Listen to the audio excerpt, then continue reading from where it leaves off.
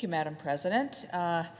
I'm asked permission to vitiate the quorum call. Without objection. Thank you, Madam President. Wow, this is an exciting evening for Senator Cantwell and I. She just recently spoke very movingly about something that just passed overwhelmingly in the U.S. House, and that's the bipartisan Equal Pay for Equal Team USA Act. We call it Equal Pay for Equal Play.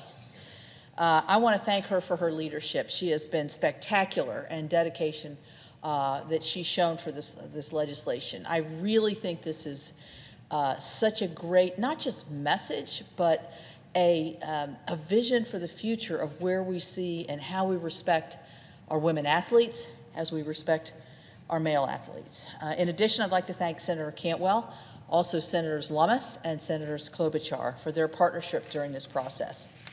I want to thank our House colleagues, Mickey Sherrill and Nancy Mace. They advocated for this bill on the House side and spoke very eloquently this evening. So just very briefly, I think what we saw, this dominating success of the United States women's soccer team, really shed the light on this issue of equal pay. I mean, I think a lot of us just assumed if you're playing Team USA, male or female, of course you would get equal pay. But that hasn't been the way it's been over the years. Whether it's pay, salary, accommodations, training, all of these things, there's been a great inequities here.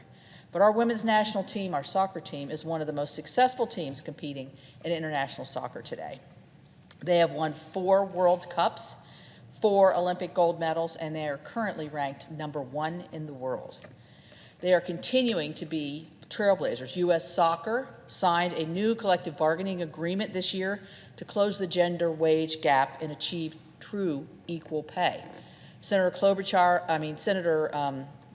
Cantwell and I were on the field with Team USA here in Washington as they defeated the Nigerian team, and we had a ceremonial signing on the field, and it was a wonderful evening.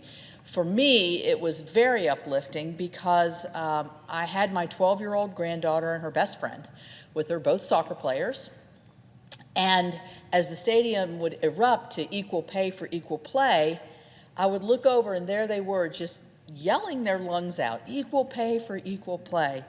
And so I'm really happy today that I can take a Christmas present home to both of them. So this is an historic moment that we must use to build off of. The bill will require the U.S. Olympic and Paralympic committees and national governing bodies to provide all athletes who represent the United States in global amateur athletic competitions, regardless of gender, equal compensation and benefits.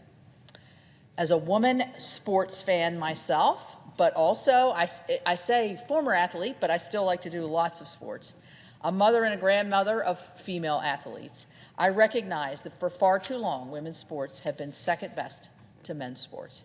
Equal pay and benefits should be the standard for all national teams. So in closing, this is a simple bill that fixes a major problem.